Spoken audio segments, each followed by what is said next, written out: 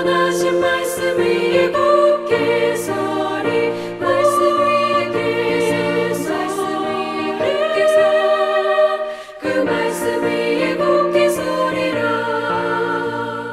주님 약속하신 말씀 위에서 세상 염려 내게 엄습할 때에 용감하게 힘써 싸워 이기며 약속 믿고 굳게 서리라. 굳게 서리 영원하신 말씀 위에 굳게 서리 말씀 위에 그 말씀 위에 굳게 서리라.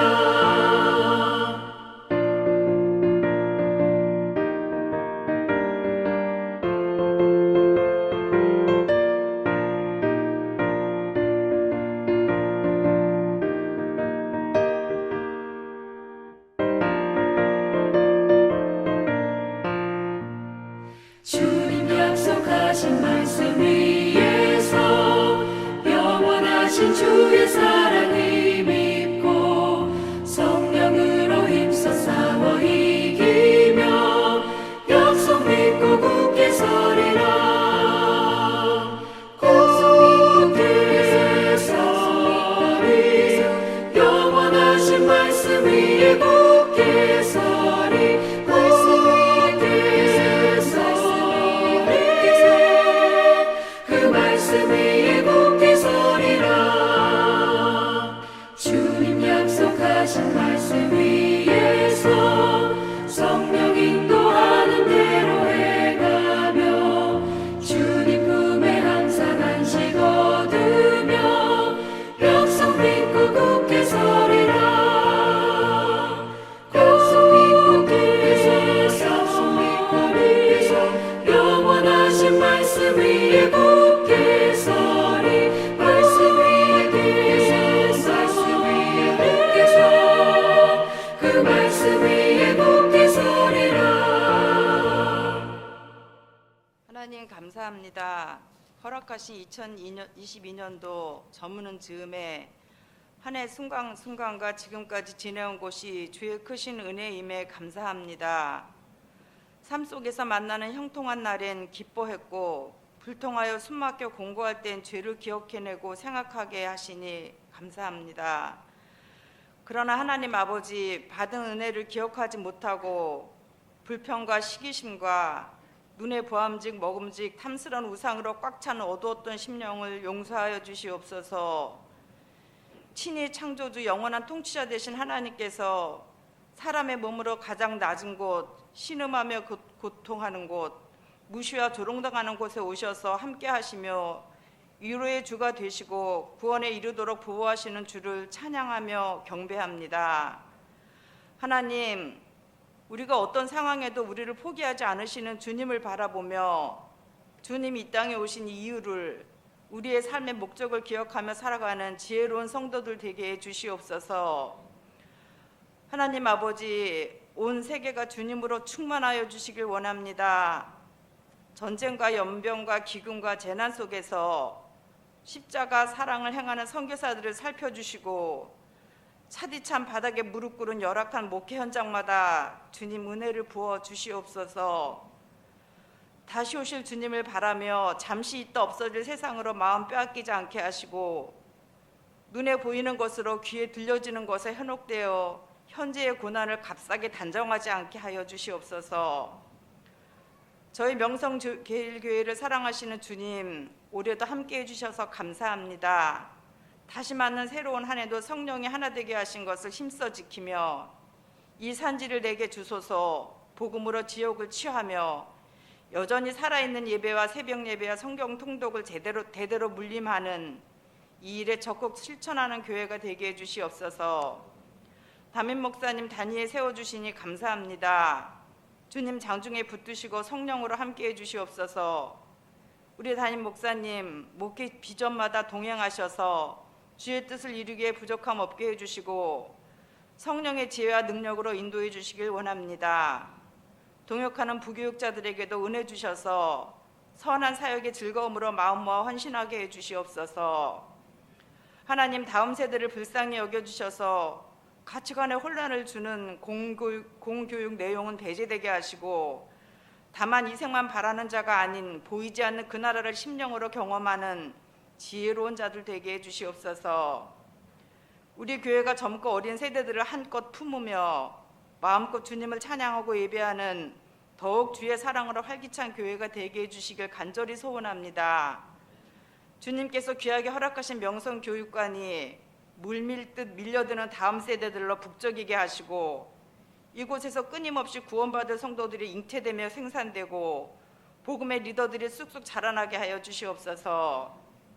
하나님 아버지, 오늘의 말씀을 겸허히 듣겠나이다. 말씀을 통해 각자에게 주시는 성령의 말씀이 우리가 올렸던 기도의 응답, 순종의 결단이며 살 길이 되게 해주셔서 본향을 바라는 긍휼함을 입은 자로 누구보다 거룩하게 살아가게 해주시옵소서. 구원을 얻기까지 함께 울고 웃으며 동행하고 보호해 주시는 성령 하나님 감사합니다. 예수님의 이름으로 기도드립니다. 아멘. 하나님 말씀입니다. 마태복음 1장 23절 말씀입니다. 마태복음 1장 23절 다 같이 읽겠습니다. 보라, 처녀가 잉태하여 아들을 낳을 것이요 그의 이름은 임마누엘이라 하리라 하셨으니 이를 번역한즉 하나님이 우리와 함께 계시다 함이라. 아멘. 우리 옆에 우리 교재 내용 다 같이 읽겠습니다. 구약 성경에서 하나님을 만난 선지자들은 하나님이 어떤 분이신지에 대해 많은 이야기를 했습니다. 하지만 인간들은 자기들의 생각대로 자신들이 원하는 대로 바꾸어서 믿었고, 선지자들의 말을 비난하고 그들을 무지하다고 멸시했고, 심지어 그들을 죽이기까지 했습니다. 이것은 지금도 마찬가지입니다. 우리가 사는 현대는 과학적이고 이성적인 시대라고 합니다. 하지만 의외로 사람들의 이 신에 대해 별로 반응이 없고 어떤 때는 좋아하기까지 합니다. 이것은 지금도 행해지고 있는 무수한 고사나 점괘나 무당들이 이를 반증합니다. 그 이유는 인간은 스스로가 신이 되고자 하는 타락한 마음을 가지고 있기 때문입니다. 인간이 자기가 생각하는 대로, 자기가 원하는 대로 만든 신을 좋아하는 이유는 그것이 실존한다고 믿어서가 아니라 궁극적으로 그것은 자기의 투영이기 때문입니다. 그리고 정작 실존하면서 구체적인 성품과 의지를 가진 참신은 혐오하고 배척하는 이유는 그런 존재는 자기가 자기 마음대로 하는 것을 방해하기 때문입니다. 이런 우리에게 하나님은 당신을 분명히 알 수 있도록 하기 위하여, 그래서 정말 구원을 갈구하는 겸손한 사람들은 다 구원을 받도록 하기 위해 가장 놀라운 방법을 선택하셨습니다. 그것이 바로 하나님 아들이신 예수님의 성육신 사건입니다. 그런데 인간 중에도는 왕도 있고 귀족도 있는데, 인간의 몸을 입으시고 탄생하실 때 가장 비천한 가정의 여인에게 잉태되었고 요한병 하나를 구하지 못해 마국간 구에서 태어나셨습니다. 지금 표현으로 하면 청소년이 공중 화장실에서 출산을 한 것에 비유할 수 있을 것입니다. 또한 성경은 예수님의 외모를 많은 질병으로 인해 지나가는 사람이 마치 나병 환자 보듯이 얼굴을 가리고 보지 않으려는 모습이었다고 기록하고 있습니다. 또한 예수님은 숱한 고생도 겪으신 분이었습니다. 그분은 태어나자마자 이집트로 피난살이를 가야 했고, 난민 생활에서 돌아와서는 찢어지게 가난한 나사렛 빈면촌에서 사셨으며, 공생의 3년 동안은 머리를 조용한 방 것이 없었습니다. 뿐만 아니라 사람들은 예수님을 사생자 취급을 하기 위해 항상 말의 아들이라고 불렀고, 마지막으로 사랑하던 제자에게 배신을 당하여 십자가 위에서 발가벗고 벌레처럼 꿈틀거리다가 지옥 같은 죽음을 맛보셨습니다. 하나님이신 예수님께서 이렇게 하신 이유는 고통받는 우리와 온전히 갖다지고 비천한 우리를 온전히 아시고 연약한 우리를 온전히 사랑하시기 위함이었습니다. 우리 중에는 자신의 삶이 너무 누추하고 문제가 많기 때문에 예수님을 모실 수 없다고 생각하는 사람이 있습니다. 그러나 예수님은 이렇게 말씀하십니다. 그만 좀 치우거라. 감출 필요도 없다. 나는 내 방이 궁궐같이 화려한 곳이 아니라도 괜찮다. 내가 더러운 마을 꺼내 온 곳은 네가 있는 곳이라면 어디라도 마다하지 않는다는 것을 보여주기 위해서였단다. 그러니 걱정 말고 어서 문을 열어다오. 예수님이 안 계신 곳은 아무리 치워도 끝이 없고 갈수록 더 복잡해질 뿐입니다. 그러나 일단 예수님께서 들어오시기만 하면 아무리 더러운 곳이라도 왕궁처럼 변하게 됩니다. 소육신하신 예수님의 다른 이름은 임마누엘입니다. 임마누엘은 하나님이 우리와 함께 계신다는 뜻입니다. 보라 처녀가 잉태하여 아들을 낳을 것이요 그의 이름은 임마누엘이라 하리라 하셨으니 이를 번역한즉 하나님 우리와 함께 계신다 함이라. 아멘. 잠깐 기도하겠습니다. 거룩하신 아버지 하나님, 오늘도 저희를 부르심을 감사합니다. 연말을 맞이해서 모든 것이 이제 지나가고 마무리하는 가운데 있지만은 이제 모든 것을 다시 한번 되돌아보고 주 앞에 든든히 세워지게 하시고 하나님의 음성 듣는 귀한 시간이 되게 하여 주시옵소서. 특별히 임마누엘 하신 주님께서 우리 가운데 계심을 확실하게 깨닫고 그 임마누엘이 무엇을 의미하는가를 다시 한번 깨달으며 주님과 동행하며 주의 음성 들으며 주님의 역사가 나타날 수 있는 저희들의 삶이 되게 하여 주시옵소서. 오늘도 우리 가운데 함께 하시기 원합니다. 또 기도하시고 우리 권사님들 함께 하시고 돌보아시고 하나님의 교회를 늘 섬기며 봉사할 때에 부족함이 없게 하시고 그 봉사로 인하여 교회가 부흥하고 발전케 하시고 또 우리 권사님에게는 큰 은총과 복이 임하게 하시고 하나님의 풍성한 열매가 맺어지게 하여 주시옵소서. 이래서 열심을 다하고 힘을 다할 때에 하나님께서 전적으로 역사하시고 인도하여 주시옵소서. 오늘도 우리의 삶 가운데 함께 하시고 합니다. 깨달음과 지혜를 허락하시고 그들이 깨달은 대로 행하고 깨달은 대로 결단하고 날마다 감사와 기쁨의 삶이 이루어지게 하여 주시옵소서. 예수님 이름으로 기도드리옵나이다. 아멘.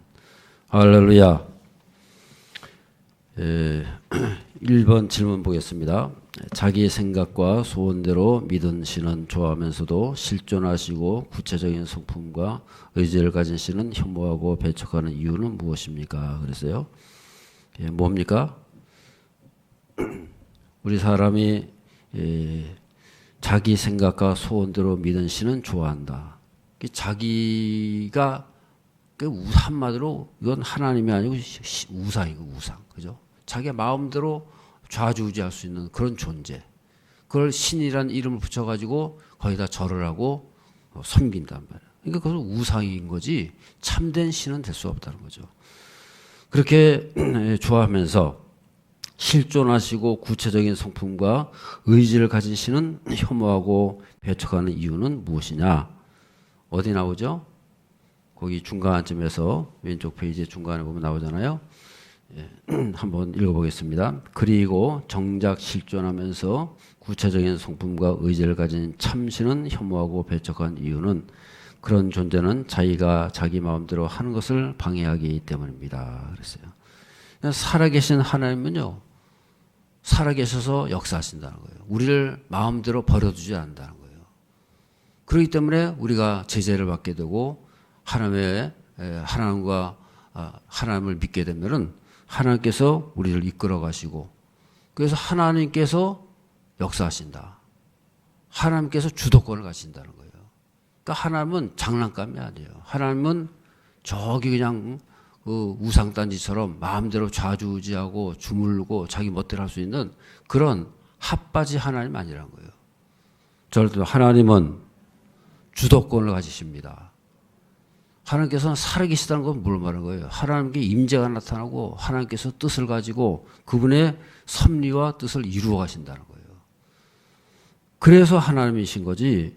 그래서 우리는 그 하나님 앞에 순종하고 나아갈 때에 그것을 기뻐하시고 그래서 하나님의 뜻이 온전히 이루어지게 된다 하는 거예요. 두 번째입니다. 성육신 하신 예수님께서 인간 중 가장 낮은 자의 모습으로 오신 이유는 무엇이며 이 임마누엘의 축복을 누리게 하는 비결은 무엇입니까? 그랬어요. 그래서 성육신 하신 예수님께서 가장 낮은 모습으로 오신 이유가 뭐냐? 임마누엘의 축복을 누리게 하는 비결이 뭐냐? 그랬어요. 그것은 바로 맨 왼쪽 페이지에 맨 아래에서 셋째 줄이죠. 하나님이신 예수님께서 이렇게 하신 이유는 고통받는 우리 인류와 온전히 같아지시고 비천한 우리를 온전히 아시고 연약한 우리를 온전히 사랑하시기 위해서다. 예? 그래서 성육신 하셨다고 말이에요. 그리고 임만의 축복을 누리게 하는 비결이 뭐냐? 그것은 이제 맨 끝 단락이죠. 예수님이 안 계신 곳은 아무리 지워도 끝이 없고 갈수록 복잡해질 뿐이다. 그러나 일단 예수님께서 들어오시면 하면 아무리 더러운 것이라도 왕궁처럼 변하게 된다. 그러니까 예수님을 모신다는 거죠. 그죠? 우리 예수님이 우리 가운데 오시기만 하면 우리가 아무리 더럽고 뭐 그냥 복잡하고 힘들고 어려울지라도 예수님 오시면 다 정리가 된다는 거예요. 예수님 오시면 다 해결된다는 거예요. 할렐루야. 그러니까 예수님께서 임마누엘 하셨다. 기독교는요, 두 가지의 큰 기둥이 있는 거예요. 하나는 이 사순절, 그죠? 이 고난주간 부활절이고, 십자가 부활의 절기. 그게 사순절 아닙니까? 또 하나는 성탄절이라는 거예요. 십자가와 부활의 교리. 그 다음은 성탄절, 성육신 하신 교리. 이 두 가지가 이 기독교의 양대 축이 되는 거예요. 그것이 기독교를 지탱하는 거예요. 그래서 성육신 하셨다는 건 뭘 말하냐? 성육신은요, 그냥 말 그대로 말씀이 육신이 되셨다. 물론 그 말 뜻은 그래요. 그런데 말씀이 육신이 되셨다는 건 뭘 말하는 거예요? 하나님이 이 땅에 내려오셨다. 예수님은 하나님의 아들이시다는 거예요. 그러니까 말씀으로 계셨다. 요한복음 1장에 보면 나오잖아요. 그 말씀은 하나님과 함께 계셨다. 그는 하나님이셨다. 그렇게 말씀하는 거예요. 그는 로고스였다. 말씀이셨다. 말씀이 언제 있었어요? 천지 창조부터. 그래서 요한복음의 1장에 보면 태초에 뭐가 있었어요? 태초에 뭐가 있었어요? 말씀이 계셨느니라. 그 태초하고 창세기의 태초는 뭐예요? 창세기에는 태초에 뭐예요? 태초에 하나님이 천지를 창조하셨다. 그 창세기의 태초하고 요한복음의 태초하고 같아요? 달라요?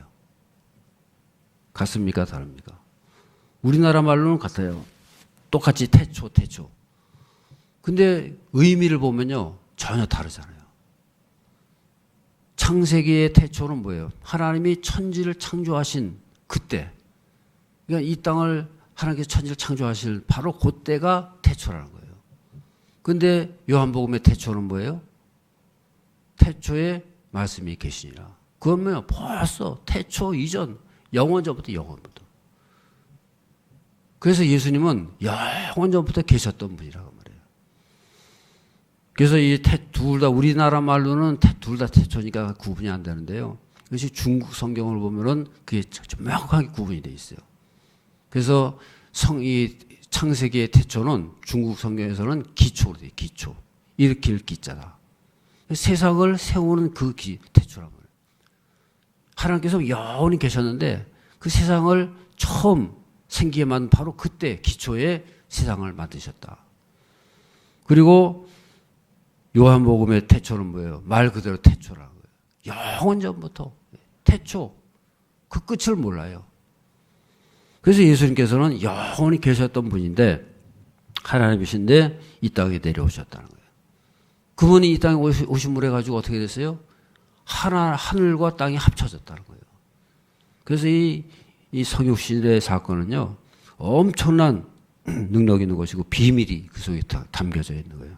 그래서 우리는 이 성육신 사건을 늘 깊이 깨닫고 그것을 늘 생각을 하고 기뻐하고 그것을 즐거워하면서 살아갈 수 있는 그런 삶이 되어야 할 줄로 믿습니다. 예수님께서 이 땅에 오셨다. 엄청난 사건이 된다는 거예요. 그래서 성경은요, 우리에게 이 사실을 믿어달라고 사정하는 책이 아니에요. 성경은 예수님이 이 땅에 오셨다. 오신 걸로 선포하는 거예요. 오셨다 그럼 끝나는 거예요.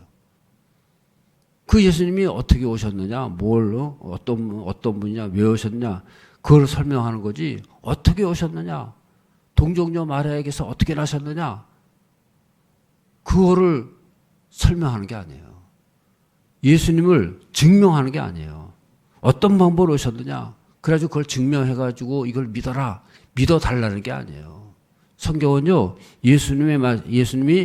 예수님께서 이 땅에 오셨습니다. 그걸로 끝난 거예요, 그냥. 오셨으면 오신 거지. 어떻게 오셨느냐? 그거 못 믿겠다. 그건 내 사정인 거지. 하나님께서 오셨다 그러는데 어떨 거예요? 하나님께서 아들을 보내셨다 그러는데. 그럼 그걸 어떻게 증명해요?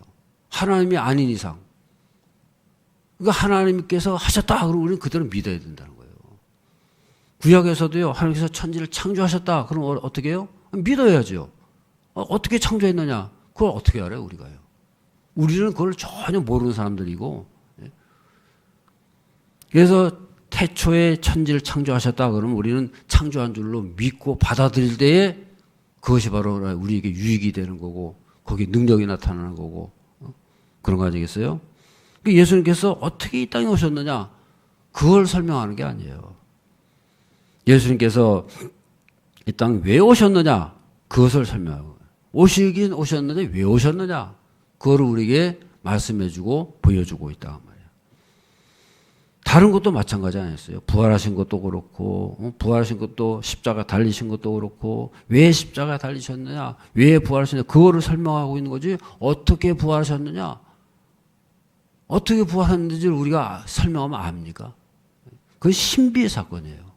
우리는 성경에서 말해주는 걸 그대로 받아들이면 되는데 그걸 구태여 설명해 주지 않는 것을 자꾸 밝혀내려고 그러고 그것은 믿을 수가 없는 거예요.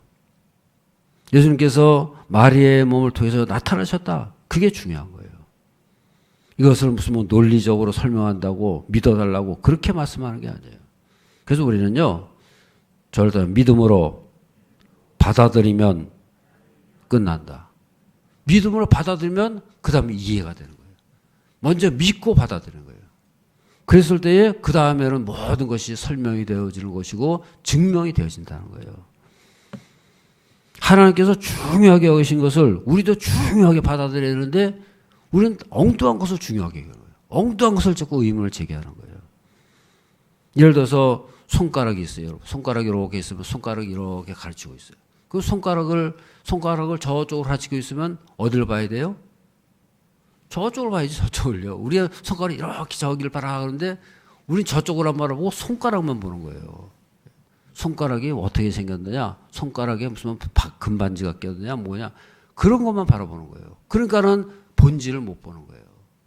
저쪽을 바라보려면 저쪽을 바라봐야 되는데 하나님께서는 성경 말씀을 주셨어요. 그럼 성경 말씀이 가라는 대로 주시는 대로 오라는 대로 가야 되는데 자꾸 딴 것을 들춰내고 이걸 어떠냐 저걸 어떠냐 계속 문제만 제기하는 거예요. 예를 들어서 어떤 가정이 있었는데 남편이 미국에 돈을 벌러 갔어요. 부인은 한국에 있었는데 아이들을 키우면서 살고 있는데 어느 날 편지가 왔어요. 몇 개월 만에 편지가 왔으니까 얼마나 반갑겠어요. 그럼 여러분 그 편지가 왔으니 얼마나 반갑겠어요. 그러면 그 안에는 관심이 어디 있겠어요? 그 편지의 내용이 뭐냐? 그 편지에서 남편이 뭐라고 말하고 있느냐? 그것이 중요한 거지. 거기에 관심이 있는 거지.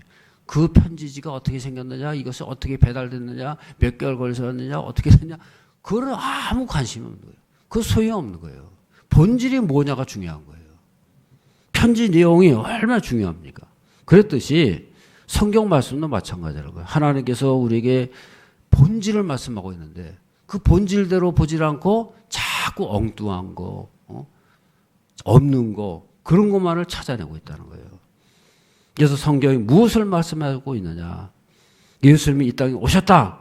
오셨으면 그분이 어떤 분이냐? 왜 오셨고 하신 일이 뭐냐? 거기에 초점을 맞춰야 된다는 거예요. 그래서 우리는 예수님께서 이 땅에 사람의 몸을 입고 오셨다. 그게 성육신 아닙니까? 그 성육신이 그럼 뭘 의미하는지, 왜 그렇게 오셨느냐? 거기에 대해서 초점을 맞춰야 된다는 거예요. 성경은 예수님은 성령으로 잉태됐다 말씀하고 있어요. 그런 그 성령으로 잉태됐단 말이 무엇을 의미하느냐? 동정녀 마리아에게서 나셨다. 그것은 뭘 말하는 거예요? 성령으로 잉태되셨다는 거예요. 근데 자꾸 우리는 동정녀에다 초점을 맞추는 거예요. 동정녀가 글쎄 어떻게 그게 가능하지? 절대 아닙니다. 하나님이니까 전능하시니까. 그러니까 가능하죠. 전능하시니까 가능한 거지. 우리는 동정녀 말이야 어쩌고 뭐 말이 안 되면 전능하신 하나님이니까 가능한 거예요.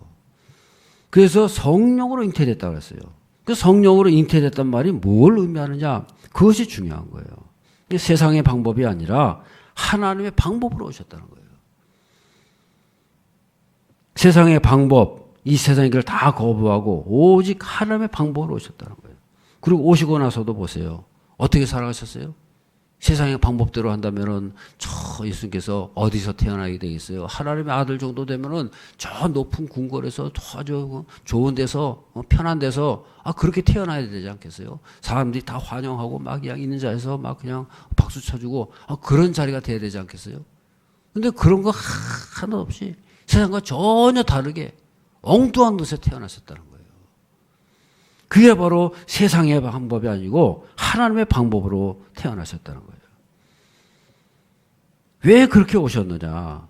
천사를 보내도 되고 다른 방법을 써도 되는데 왜 하나님 아들이 직접 오셔야만 되느냐?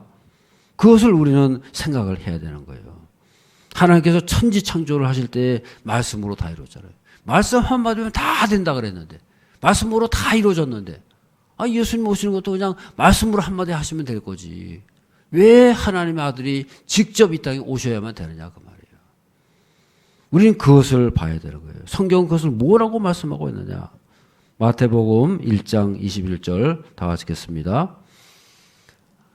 아들을 낳으리니 이름을 예수라 하라. 이는 그가 자기 백성을 그들의 죄에서 구원할 자이심이라 하니라 그랬어요.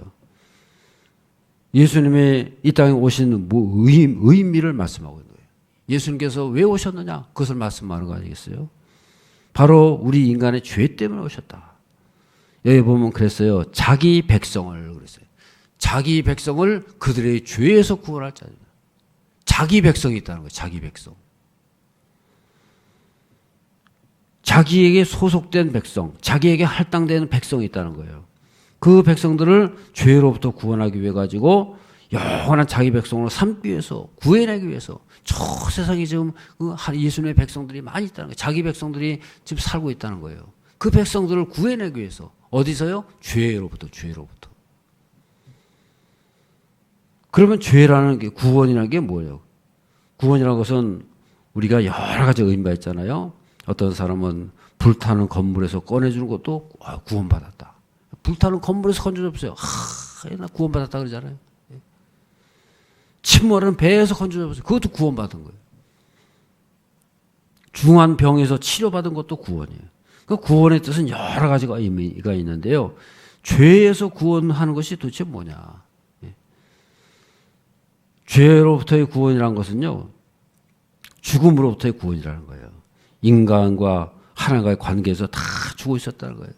하나님과 관계가 깨어져 있으니까 아무것도 할 수 없다는 거예요. 그런 관계에서 우리를 구원해 내신다. 그래서 하나님과 올바른 관계를 맺을 수 있도록 구원해 주셨다고 말해요. 그래서 이 예수님은 하늘로부터 오셨네. 하나님께서는 이 세상에 좋은 것을 주시는 하나님이에요. 이 세상에 창조하셔가지고 이 세상을 다 주셨잖아요. 우리에게 맡기시고 생육하고 번성하고 지배하고 다스리고 그렇게 하라고 주셨는데 그거 가지고 안 된다는 거예요.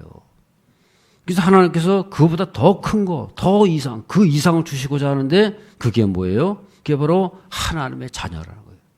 너희는 내 자녀다. 그것을 회복시키겠다는 거예요.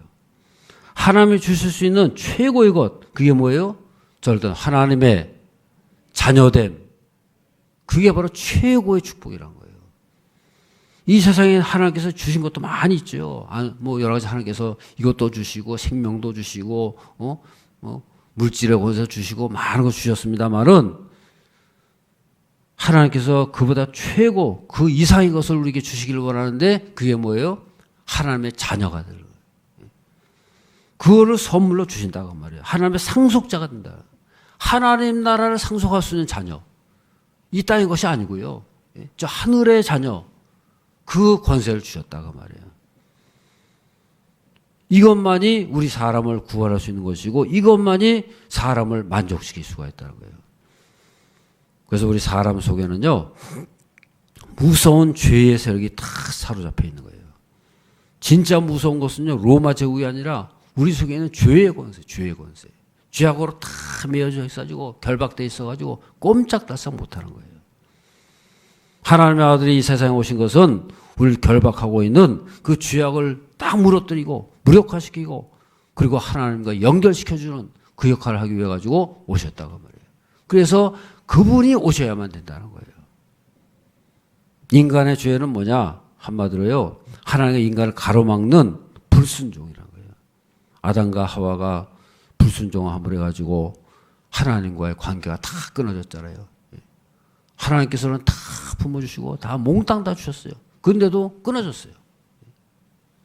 왜 끊어졌어요? 자기가 하나님 되고자 하는. 그래서 이 마귀가 이 선악과를 따먹을 때 뱀이 뭐라고 말했어요? 하나님께서는 너희가 하나님처럼 될까봐 그렇다. 선악과를 먹지 못하는 이유가 너희가 선악과를 먹고 눈이 밝아져 가지고 하나님처럼 될까 함이라 그랬어요. 그랬더니 덥석 받아먹었잖아요. 너희들이 하나님처럼 될까 함이라 그랬더니 그전에는 별로 먹을 생각이 없었는데요. 될까 함이라 그러니까는 하와가 어떻게 해서 그 다음에 나온 표현이 뭐라 그런지 아세요? 보암직도 하고 먹음직도 하고 그래가지고 덥석 먹었다는 거예요. 하나님처럼 될까 하니까는 이거 먹고 하나님처럼 되네? 그럼 먹었다는 거 아니겠어요? 인간의 본성이 그렇다는 거예요. 하나님처럼 되는 거, 그 교만, 그것이 바로 우리 인간의 본성이, 그것이 바로 우리 죄성이라고 말해요. 그래서 하나님과의 관계가 끊어지게 되고 부조화가 생기게 되고요. 모든 문제가 거기서 생기는 거 아니겠어요? 이것이 바로 우리 인간의 죄의 모습이란 거예요. 그것을 이제 하나님께서 고치기 위해서 그거를 치료하기 위해서 오신 게 바로 예수님이시라는 거예요. 하나님의 아들이 오셔야지만이 그것이 해결될 수 있다는 거예요. 인간의 죄는 뭐냐? 한마디로 말해서요, 암세포 같아요. 죄는 암세포 같아요. 저러다면 죄는, 인간의 죄는 암세포와 같다. 우리 몸의 다른 세포들은 다 순종하잖아요. 다 순종하는데 정상적인 세포들은요, 다 몸의 지시를 따라가지고 몸을 협조하고 온 몸이 다 하나가 돼가지고 유기적으로 연결돼가지고 이럴 때 이렇게 하고 저럴 때 저렇게 하고 머리에 지시를 받아가지고 다 협조가 되잖아요. 전부 다 그냥 일사불란하게 아주 기가 막힌 조화를 이루잖아요. 그렇지 않습니까? 그런데 암세포는 그렇지 않은 거예요. 암세포는요, 다 자기 혼자서 또아리 틀어가지고 거기서 자기 혼자서 잘 먹고 자기 혼자만 거기서 잘 되는 거예요. 다른 약물 다 빨아먹고, 그래가지고는 다른 세포를 죽이고 다른 세포를 무력화시키는 거 아니겠어요? 그게 암세포라는 거예요. 죄가 바로 그렇다는 거예요. 죄가요. 그 죄로 인해 가지고 이 혼자 멋대로 암세포가 혼자 멋대로 행동하잖아요. 몸의 지시를 받지 않잖아요. 몸에 협조가 되고 몸과 하나가 돼야 되는데 하나가 안 되고 자기 혼자서 막 멋대로 행동하는 거예요. 우리 인간의 죄와 같은 거예요. 그래서 우리 인간의 죄로 인해 가지고 하나님의 형상이 다 파괴가 되고 하나님과 관계가 끊어지게 되고 그런 거 아니겠어요? 여러분 생각해 보세요. 동물들에게 죄가 있어요, 없어요? 동물들한테 죄가 있어요, 없어요? 동물들한테 죄책감이 있어요, 없어요? 몰라요. 죄가 뭔지도 동물들은요, 죄가 뭔지 몰라요. 죄가 있는지도 모르고 그것이 자기들이 무슨 짓을 하는지도 모르고 그냥 본능에 따라 사는 거예요. 본능에 충실한 거예요. 그냥 죄를 몰라요. 그러니까는 동물들에게 왜 죄를 모르냐? 동물들은요, 하나님의 창조 질서에 그대로 따라가는 거예요. 본능대로 따라간다는 말은 무슨 말이에요? 창조 질서를 하나님께서 그렇게 만들어 놓으셨기 때문에 그대로 따라가는 거예요. 다른 거 없어요. 그런데 우리 인간에게만 불순종이 있는 거예요. 알면서 죄를 짓는 거예요. 하나님과의 관계를 알면서 그것을 망가뜨리는 거예요. 그것이 바로 죄라고 말이에요. 천지 창조를 할 때 여러분 얼마나 걸렸어요? 하나님께서 말씀한 대로 그대로 되잖아요. 있으라 하고 있는 거예요. 말씀 한마디로 다 되는 거예요. 해가 있으라 그러면 해가 생기고 달이 있으라 그러면 달이 생기고 우주 만물이 하나님의 말씀대로 창조대로 창조되지 않습니까? 말씀대로 움직이는 거예요. 그런데요, 인간은 아니에요. 모든 거 보세요. 우주 만물이 다 하나님의 뜻대로 하나님께서 창조한 대로 그대로 창조의 법칙대로 그대로 움직이잖아요. 근데 인간은요, 하나님께서 말씀하신 대로 움직입니까? 다 반기를 들고 거역하고 불순종하고 하나님을 엇대고 하나님 앞에 뛰쳐나오고 하나님 말씀대로 안 살아요, 안 살아요. 그래서 이 말씀을 거역하고 불순종하고 그런 존재가 된다고 말이에요. 왜 그렇습니까? 하나님의 형상이 깨져버린 거예요. 우리 속에 있는 하나님의 형상대로 하나님의 형상 그대로 지음 받았는데 그 형상이 깨지고 망가져가지고요. 그래가지고 하나님 앞에 교만하게 되고 하나님을 거역하고 그래가지고는 결국은 하나님 앞에 버림받는 심판받는 그런 존재가 되는 거 아니겠어요? 그런데 그것으로 끝났느냐? 하나님께서는 그걸로 끝날 뿐이 아니죠. 하나님께서 그럼 우리 인간들이 여러분 하나님께서 인간들이 거역할 거 모르셨어요? 불순종한 걸 모르셨나요? 인간들이 다 이 창조해놓고 이제 아담과 하와 선악과를 딱 따먹었어요. 그러니까 하나님께서 야 너희들 그럴 줄 몰랐다. 하나님 실망하셨습니까? 야 다시는 내가 너희들 상대 안 하겠다. 그랬습니까? 하나님께서는요 이미 다 알고 계세요. 창조 전부터 이미 다 알고 계시고 모든 것을 다 보고 계신 거예요. 그래서 그런 인간이 그런 불순종하고 죄악된 존재로 됐지만은 이미 벌써 하나님께서는 다 계획이 짜 있는 거예요. 저 인간들을 어떻게 구원해낼 것인가 이미 다 프로그램이 짜 있는 거예요. 이미 다 섭리가 있는 거예요. 하나님의 뜻과 섭리가 계획이 있는 것을 믿으시길 바랍니다. 그래서 오신 분이 뭐예요? 예수님이란 거예요. 그래서 창세기 3장 15절을 보면 그 말씀이 벌써 나오잖아요.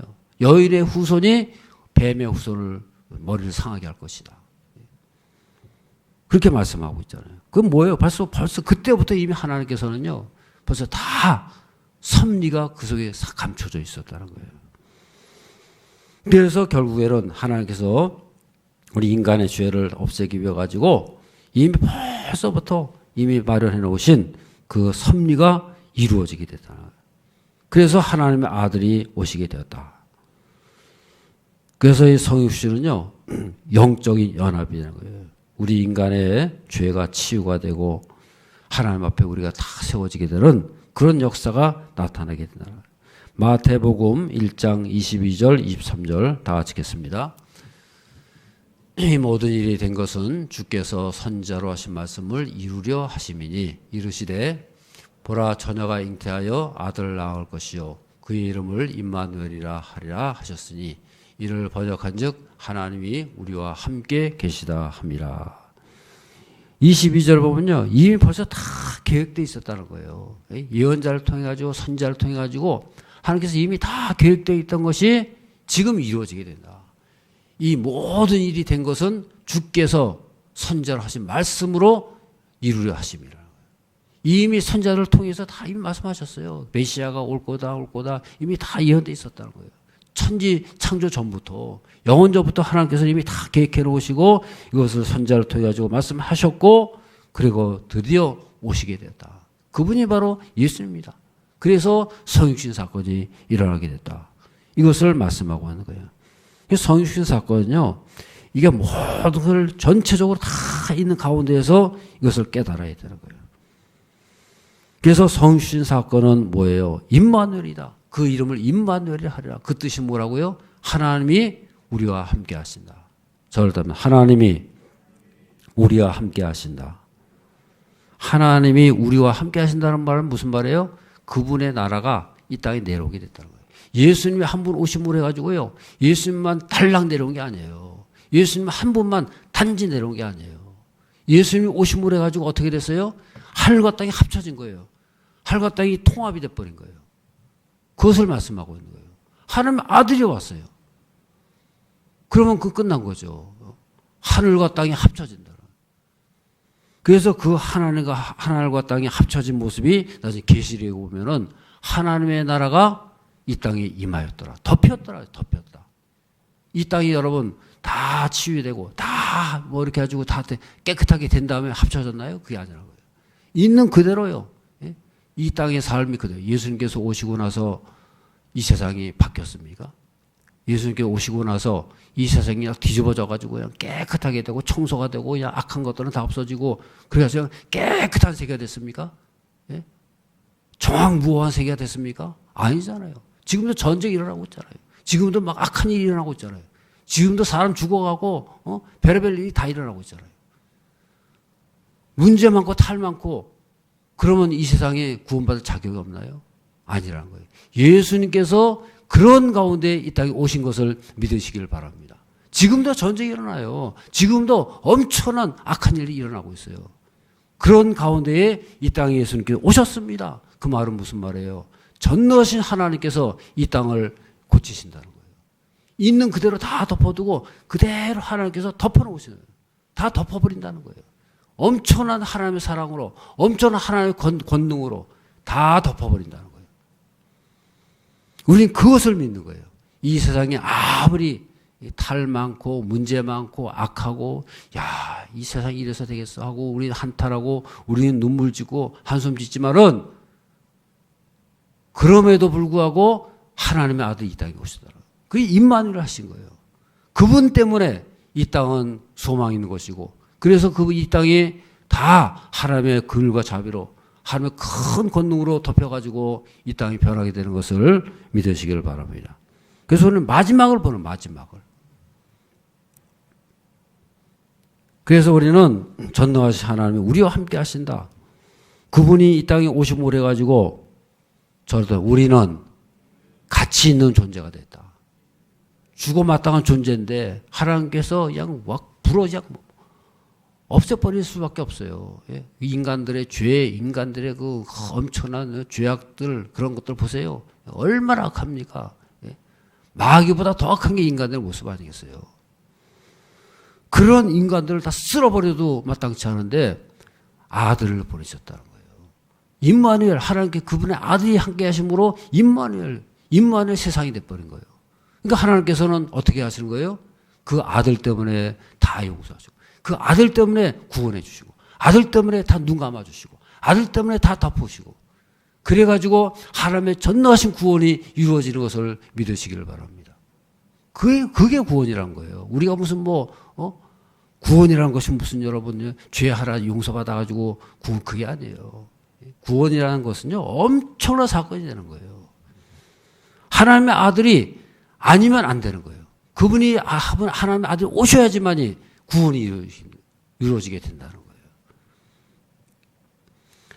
이사야서 43장 1절 말씀을 다 같이 읽겠습니다. 이사야서 43장 1절 시작. 야곱아 너를 창조하신 이가 여호와께서 지금 말씀하시느니라. 이스라엘아 너를 지으신 이가 말씀하시느니라. 너는 두려워하지 말라. 내가 너를 구속하였고 내가 너를 지명하여 불렀나니 너는 내 것이라. 하나님께서 이미 다 아신다는 거예요. 지명하여 불렀나니 한 사람 한 사람 불러낸다는 거예요. 임마누엘이 뭐예요? 우리 한 사람 한 사람 불러내는 거예요. 임마누엘 하셔가지고 너는 내 것이다. 너는 내 것이다. 너 나와 너 나와. 그래가지고 하나님 임마누엘은요 인격적인 사건인 거예요.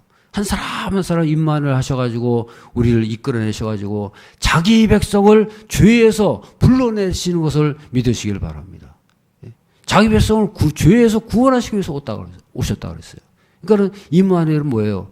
한 사람 한 사람 임하셔가지고 우리를 불러내셔가지고 공동체를 만드셔가지고 하나님의 거룩한 공동체 그런 백성으로 만들어 가시는 것을 믿으시기를 바랍니다. 아멘. 이사야서 49장 15절 16절 다 같이 읽겠습니다. 시작. 여인이 어찌 그 젖 먹는 자식을 잊겠으며 자기 태에서 난 아들을 긍휼히 여기지 않겠느냐. 그들은 혹시 잊을지라도 나는 너를 잊지 아니할 것이라. 내가 너를 내 손바닥에 새겼고 너의 성벽이 항상 내 앞에 있나니 그랬어요. 그에 보면 그러잖아요. 내가 너를 내 손바닥에 새겼다고 해요. 이 말씀은 이스라엘 백성들이 하도 실망하고 낙심하고요. 하나님께서 우리를 버리셨나 보다. 우리를 그냥 잊으셨나 보다. 저 바빌론에 잡혀가지고 고생하고 낙심하고 우리 자포자기 한 거예요. 이제 우린 버렸나 보다. 우린 버림받았어. 끝났어. 그러고 있는데 그 백성들에게 한 말씀 뭐예요? 그 말씀이 그거 아니겠어요? 여인들은 그 전몽자식 잊을 것이다. 잊을 수도 있다는 거죠. 어찌 잊겠느냐? 그냥 그들 잊을 수도 있겠지만은 나는 널 잊지 않을 것이다. 인간 어머니들은요, 잊을 수도 있다. 전복이 자기 아들을 어떻게 잊겠어요? 근데 잊을 수 있다는 거예요. 그런데 하나님은 나는 널 잊지 않을 것이다. 왜요? 16절 뭐라 했어요? 내가 너를 어떻게 해요? 내 손바닥에 새겼다는 거예요. 너의 성벽이 항상 내 앞에 있다는 거예요. 너를 내 손바닥에 새겼다. 너 내 속에 있다 그 말이에요. 너 내 손 안에 있어. 너 건들지 못해. 너희들이 지금 낙심하고 좌절하고 무슨 자포자기 해가지고 하나님이 죽었다는 둥 하나님의 자리 버렸다는 둥 그러는데 나 시퍼렇게 살아 있어. 내가 너희 백성, 너희 하나님이야. 절대 하나님은 시퍼렇게 살아 계십니다. 아멘. 그 하나님께서 임마누엘 하셨다고 말해요. 너를 내 손바닥에 새겼다는 거예요. 그게 임마누엘 아닙니까? 내가 너와 함께한다. 하나님 나와 함께하신 하나님, 우리를 그 손에 쥐고 계신 하나님, 그게 임마누엘 하나님 아닙니까?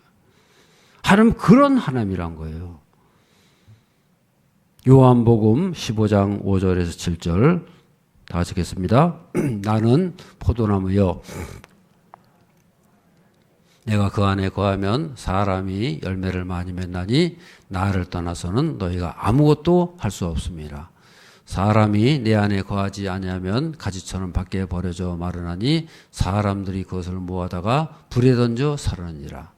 너희가 내 안에 거하고 내 말이 너희 안에 거하면 무엇이든지 원하는 대로 구하라. 그리하면 이루리라 그랬어요.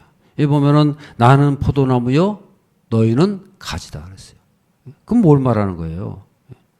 포도나무 가지 일체일지 하나됨. 그게 임마누엘 아닙니까? 예수님께서 이 땅에 오셨어요. 하늘과 땅이 하나가 됐어요. 그리고 우리를 뭐라 했어요? 예수님은 포도나무고 너희는 내 가지다. 떠나면 죽어요. 가지는 꺾이면 죽는 거예요. 철저하게 붙어 있어야 되는 거예요. 그래서 예수님께서는 너희는 내 가지다. 내가 본체고 너희는 내 가지다. 한마디로 하나가 됐다는 거예요. 임마누엘. 그게 임마누엘 아닙니까? 떠나면 죽는 관계. 분리될 수 없는 관계. 그게 바로 임마누엘이라는 거예요. 생명으로 연결되어 있는 거예요. 그래서 우리를 죄악에서 구원하실 뿐만 아니라 우리에게 영원한 생명을 주었어요. 우리가 가지가 됐다는 말은 무슨 말이에요? 예수님부터 모든 공급되는 거, 하늘과 땅의 모든 생명과 지혜와 권능과 모든 것이 몽땅 다 거기서 공급된다는 것이 있어요. 우리는 그것을 가지고 이 땅을 승리하면서 살아갈 수 있는 저 여러분들의 삶이 되어야 할 줄로 믿습니다.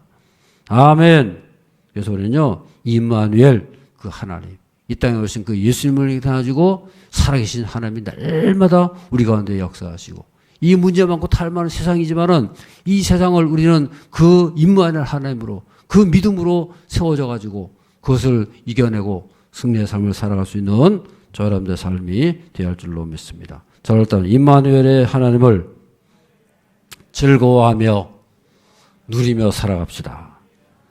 기도하겠습니다. 걸어가신 아버지 하나님, 오늘도 저희를 가운데 역사하셔서 하루하루의 모든 삶 가운데 임마누엘 하시고 그 주님으로 인하여 우리가 지금까지 살아왔고 앞날도 그 임마누엘 하나님으로 인하여 늘 감사하며 기뻐하며 승리의 삶을 살아가는 저희 모두가 되게 하여 주시옵소서. 예수님 이름으로 기도드리옵나이다. 아멘.